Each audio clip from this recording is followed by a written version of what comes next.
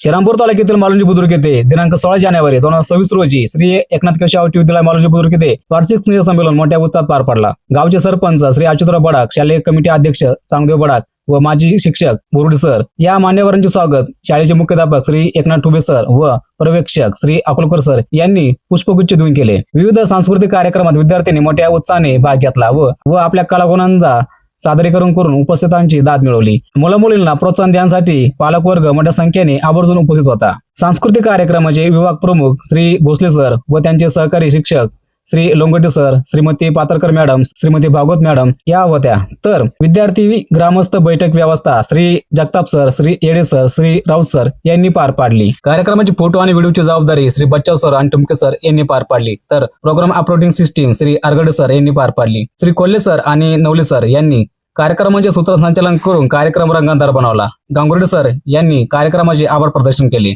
तर आजचा एकत्रित कार्यक्रम हा विद्यार्थ्यांसाठी खूप उत्साही, उल्हासमय आणि आनंदायी आठवणीतला क्षण झाला।